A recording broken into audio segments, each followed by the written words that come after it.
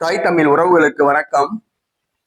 அடுத்த பிரதமர் யார் கருத்து கணிப்பு 84% வாக்குகளுடன் முன்னிலை பெற்றார் என்ற தலைப்பில் இந்த காணொளியை நாம் காண்கிறோம். அடுத்த பிரதமர் யார் கருத்து கணிப்பு 84% வாக்குகளுடன் முன்னிலை பெற்றார் என்ற தலைப்பில் இந்த காணொளியை நாம் காண்கிறோம். பிரதமர் நரேந்திர மோடிக்கு 75 வயது ஆகப் போகிறது. 75 வயது முடிவடைந்த பின்பு பிரதமரை மாற்றுவதற்கு RSS வலியுறுத்துவதாக கூறப்படுகிறது. 75 வயதுக்கு மேற்பட்டவர்கள் கட்சியிலோ ஆட்சியிலோ முக்கிய பதவியில் இருக்க மாட்டார்கள். ஆக நரேந்திர மோடி அவர்களை 75 வயதுக்கு பிறகு 75 வயது நிறைவடைந்த பிறகு மாற்ற முடிவு செய்யப்பட்டுள்ளது.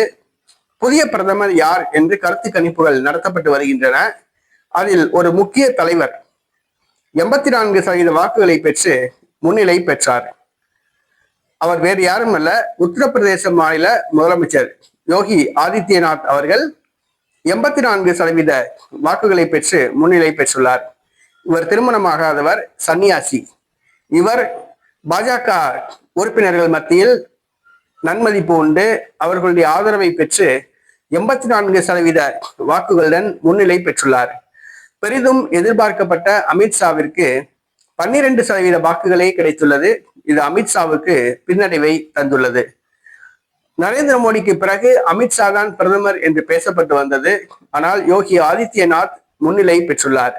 பாஜக தலைவர்கள் மத்தியிலே கோஷ்டி பூசல் நிலவுகிறது. மோடிக்கு அடுத்து பிரதமராக கூடிய தலைவர் யார் என்பதில் ஒரு கோஷ்டி பூசல் நிலவுகிறது. தற்பொழுது யோகி ஆதித்யநாத் உத்தரப்பிரதேச மாநில முதலமைச்சர் பிரதமர் போட்டியில் முன்னிலையில் உள்ளார்.